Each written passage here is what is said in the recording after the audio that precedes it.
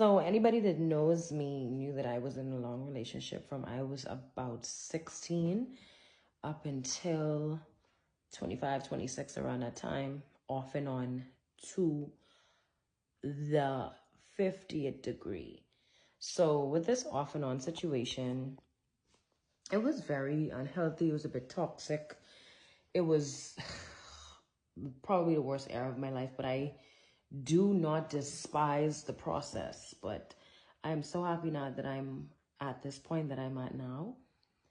It's just a true manifestation of what the will of God is for one's life once we submit to the will of God. So let's get into the story. I'm not going to spend a lot of time on the backstory of the past story because the past is the past and it doesn't exist anymore. But let's get into some of the nitty-gritty behind it.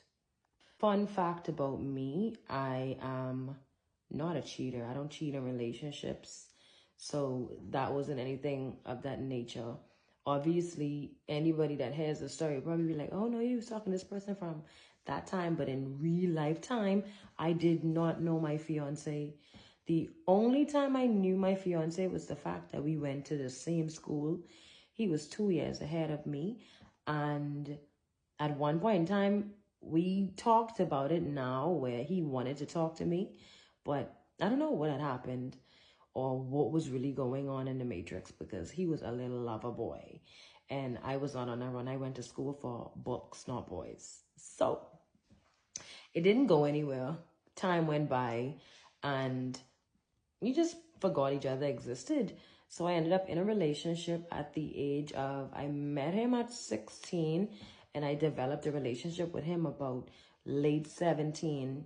And that stemmed, like I said before, up until really breaking things off around late 26, mid 26, around that time. So I'm 27 years old now, by the way.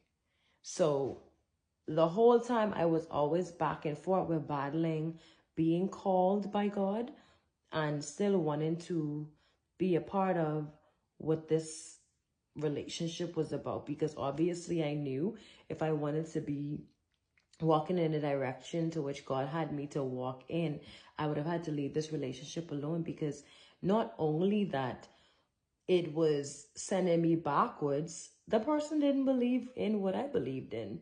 You know, we were on two different understandings. His mindset and my mindset were two different places.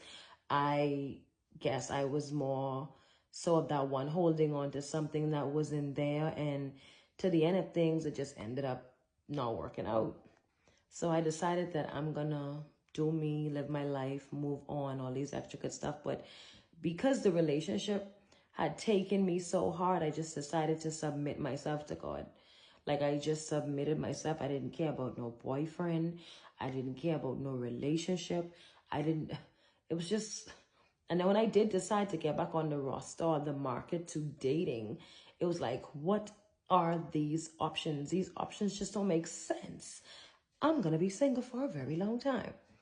But God had other plans. So I decided that I would have submit my attention to God, start to ask him to guide me, allow his will in my life to become made known. And as he started to do that, he started to just make these drastic changes. Like I started losing friends that I thought that I would have never lost, started losing them. I started getting taken on this whole spiral of who God sees me as. So I started to see myself as this person that I did not even know existed. And this was not a beautiful person. So I trusted the process and I went through the process and I just did not let up. I was just standing firm. I done cut off that whole fornicating thing. And I ain't gonna lie to y'all, it was hard because there were times when I still fell short. And for every time I fell short, me and my fiancés laugh at this. For every time I fell short, he would get diverted into another situation that did not make sense because he was fully in Christ when I met him. He's still in Christ, but he was genuinely fully in Christ as I met him. So he was still focused, but he was getting lonely and it was taking a lot longer because, of course, mama's had to be the hard-headed one. I'm just that by nature. And God had other plans.